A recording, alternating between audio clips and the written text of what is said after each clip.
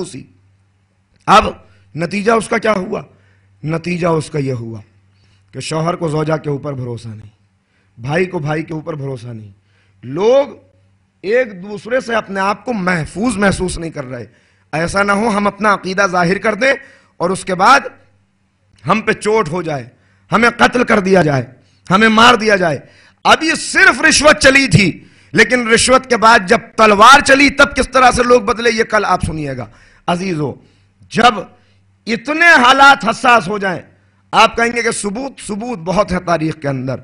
توبہ جناب مسلم کو اپنے گھر میں پناہ دے رہی ہے اور بیٹا وہ جا کر مخبری کر رہا ہے ابن زیاد سے کہ میرے گھر میں چھپے ہوئے ہیں. زوجہ حارث فرزندان مسلم کو اپنے گھر میں پناہ دے رہی ہے اور حارث وہ بچوں کو کھینچتا ہوا لے جاتا ہے اور دریا کے کنارے لے جا کے قتل کر دیتا ہے. آپ دیکھیے ایک ہی گھر کے اندر کیسے مختلف العقیدہ لوگ ہیں، کیسے مسلک بدل گئے، کیسے وفاداریاں تبدیل ہو گئی ایک ہی رات کے اندر. یہ ایک رات کا واقعہ نہیں، آپ کو محسوس ایسا ہوتا ہے کہ ایک ہی رات میں کوفہ بدل گیا. جناب مسلم کے ہاتھ پہ بیعت کرنے والا کوفہ اچانک تبدیل کیسے ہو گیا؟ یہ اچانک تبدیل نہیں ہوا، یہ بہت پہلے سے واقعات چل رہے تھے. یہ اب کھل کے باتیں سامنے آئی ہیں. اتنا بدل گیا کوفہ کہ جناب حبیب ابن مظاہر اگر امام کا خط آتا ہے تو امام کے خط آنے پہ یہ رد عمل ظاہر کر رہے ہیں کہ دو شہزادوں کی جنگ ہے، میں جا کے کیا کروں گا. ایک مرتبہ زوجہ کھڑی ہوئی، کہا حبیب میری چوڑیاں تم پہن لو، میری ردا تم لے لو اور اپنی تلوار مجھے دے دو. تو اب حبیب کھڑے ہوتے ہیں کہ اے زن مومنہ پریشان نہ ہو، میں تو تیرا امتحان لے رہا تھا. یعنی حبیب جیسے مرد بزرگ کو بھی اپنی زوجہ کے اوپر بھروسہ نہیں ہے. اتنا بدل گیا کوفہ. آقا کو غلام کی خبر نہیں، غلام کو آقا کی خبر نہیں. شوہر اور زوجہ کا رشتہ کیسا ہوتا ہے کہ جہاں کوئی رازداری نہیں ہوتی درمیان میں، انہیں بھی ایک دوسرے کے اوپر بھروسہ نہیں ہے. یہ تو چند واقعات ہیں، بہت سے ایسی باتیں ہیں اور ایسے حوالے ہیں جو میں آپ کی خدمت میں پیش کر سکتا ہوں. اتنا بدل گیا کوفہ. کیسے بدلا؟ اسی کوفے کے اندر، اب اسی کوفے کے اندر جناب مسلم شہید ہو گئے.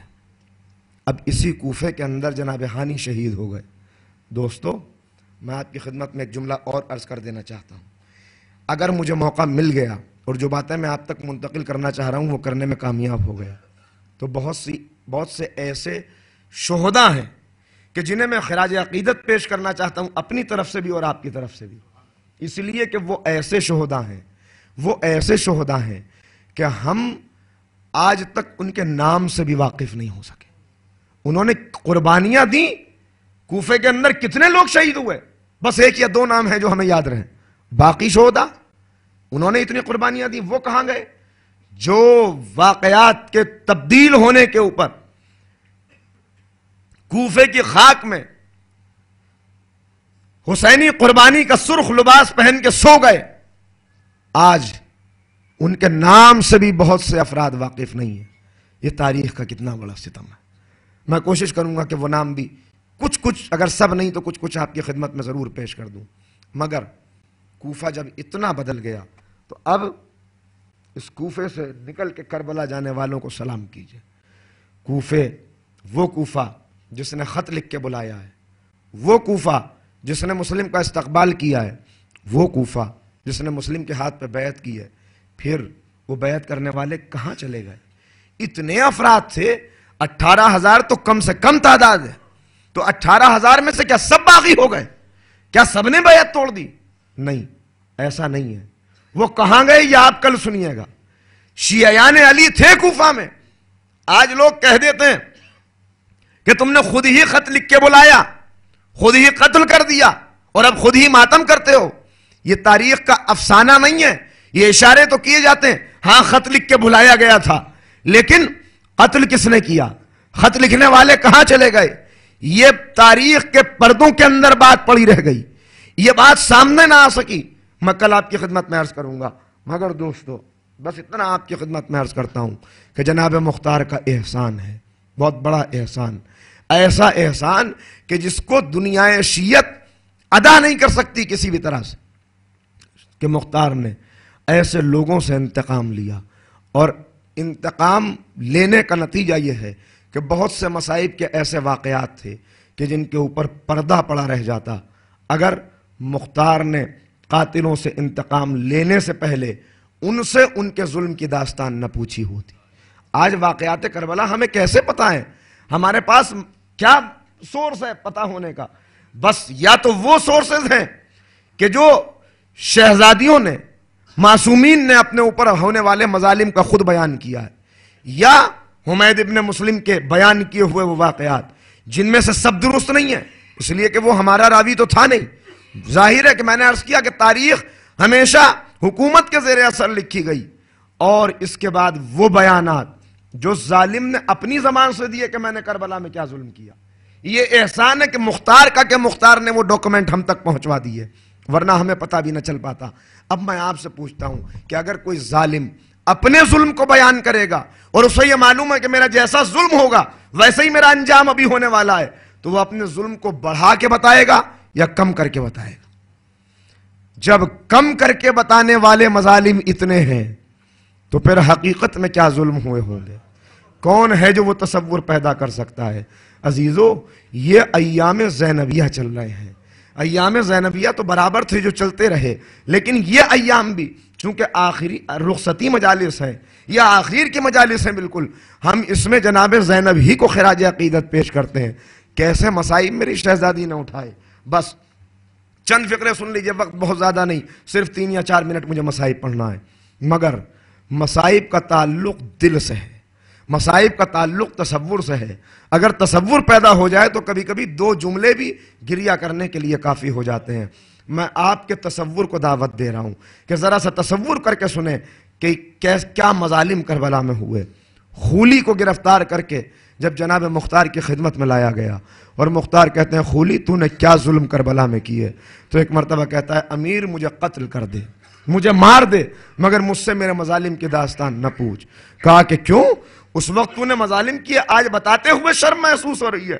کہا کہ نہیں، تو حسین کا چاہنے والا ہے، تو برداشت نہ کر سکے، تو سن نہ سکے گا۔ ایک مرتبہ حکم دیا اس کے اوپر تازیانے برساؤ تاکہ یہ ان مظالم کا بیان کرے۔ تازیانے پڑے تو مجبور ہو کے کہتا ہے حاکم اے امیر، میں نے اتنے ظلم کیے ہیں کہ میں اپنے ظلم کہاں تک بیان کروں، مگر جو میرے بڑے بڑے ظلم ہیں ان کے واقعات سن لے۔ کہا کہ بیان کر۔ عزیزو، بس کلیجے پہ ہاتھ رکھ کے چند فقرے سن لینا، ظالم کی زبان سے بیان کی ہوئی داستان ہے۔ کہتا ہے میرا پہلا ظلم تو یہ ہے کہ جب کربلا میں حسین 3 شب و روز کے پیاسے شہید ہو گئے تو میں ہی وہ انسان تھا کہ جس نے شہید کے کٹے ہوئے سر کو نوک نیزہ پہ بلند کیا۔ عزیزو، میرا پڑھ دینا آسان ہے اور آپ کا سن لینا آسان ہے، مگر کٹے ہوئے سر کو نوک نیزہ پہ کیسے بلند کیا جاتا ہے ذرا اس کا تصور کر لیجئے تو یہی جملہ مصائب کے لیے کافی ہے۔ اس کے بعد کہتا ہے ارے پورے راستے یہ سر میرے ساتھ تھا، اس نیزے کو میں نے ہی پورے راستے اٹھایا ہوا تھا۔ اور مختار کہتے ہیں ظالم تو نے اتنا بڑا ظلم کیا؟ کہا امیر اتنا ہی نہیں، ارے سارے راستے یہ سر معجزے دکھاتا ہوا چلا مگر مجھے کبھی بھی رحم نہیں آیا۔ کہا کیسے معجزات؟ کہا معجزات، ارے جب بھی کوئی ایسا علاقہ آنے والا ہوتا تھا کہ جہاں بازار ہوتے تھے، جہاں پہ مردوں کی بھیڑ ہوتی تھی، تو یہ سرنوں کے نیزہ سے تلاوت قرآن کرنے لگتا تھا تاکہ کوئی میری بہن کے کھلے ہوئے سر کی طرف نہ دیکھے، لوگ میری طرف متوجہ ہو جائیں۔ کہا ظالم اور بیان کر۔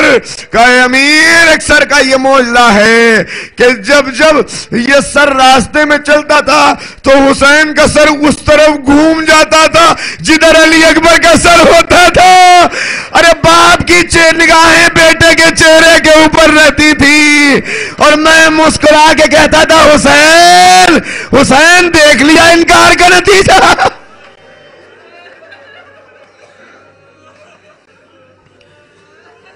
کہ ایک روز ایسا ہوا کہ میں نے اس دونوں سروں کو الگ الگ صندوق میں بند کر دیا تاکہ حسین کی نگاہ بیٹے کے چہرے پہ نہ رہے، مگر اب جو صبح کو صندوق کھولا گیا تو علی اکبر کا سر حسین کے سر کے ساتھ تھا۔ رخسارے سے رخسارہ ملائے، باپ بیٹے سے شاید کہہ رہا ہو اے میرے لال 18 برس کی جوانی،